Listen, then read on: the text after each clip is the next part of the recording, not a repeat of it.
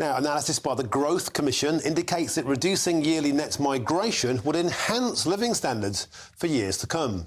The Commission projected a decline in the UK's annual net migration, estimating a decrease from 315,000 in 2028 to around 150,000, which resulted, by their maths, in a 1,157 boost per person per year in 2023 prices. Well, that's quite a tantalising prospect. So to analyse that now, I'm joined in the studio by Alp Mehmet, the chairman of Migration Watch. Alp, it's always a pleasure to see you. It's a pleasure to be here. Before we get into the details of this report, can you quantify the size of migration to the UK? And actually, I think those figures are a bit optimistic, aren't they?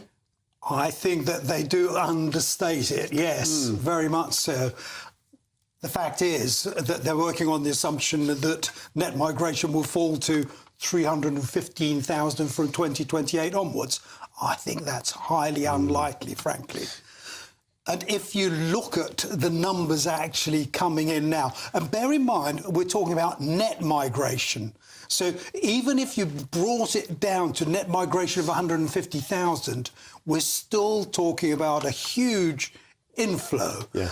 And over the last 30 years, research after research has consistently shown that migration, net migration, is an overall cost. It costs you and me money. So if you're going to reduce the numbers, then to me, it's a no-brainer. Of course, you're going to reduce the cost. And that's what is going to happen. The cake has been growing and growing and growing. The slice that you and I get has remained pretty much the same. And in the last few years, it actually got smaller.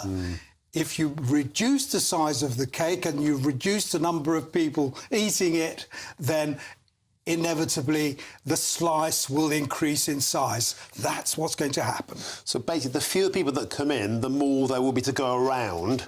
And of course, that also doesn't take into account things that you talk about all the time, Out, but that is things like housing supply, public services supply. That will all be freed up. So therefore, that will require less money going in. That should be a tax deficit. Martin, over the last 20 years, between the two censuses, 2001 and 2021, our population grew by 8 million people. Nearly 7 million of that was due to immigration. Immigrants and their children. If we continue at 600,000 people net, within 25 years, our population will increase by 20 million people.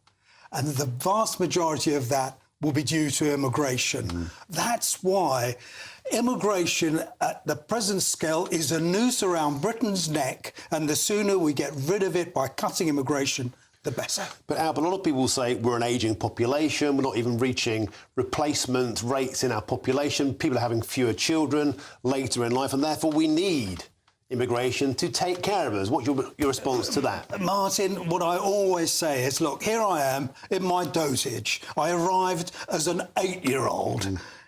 If you're going to bring people in to look after people in their old age, bear in mind that they too will get old. So all you're doing is needing more and more people in order to come in, ostensibly to look after the old people. What I would do is actually pay a little bit more, make work a little bit more rewarding than it is, and pay for people in care homes more than we are doing at the moment. And we'll find that we've got plenty of people prepared to take the jobs. There's millions of people, frankly, who could be working and aren't at the moment. That's what we've got to tackle. 2.4 million on the long-term sick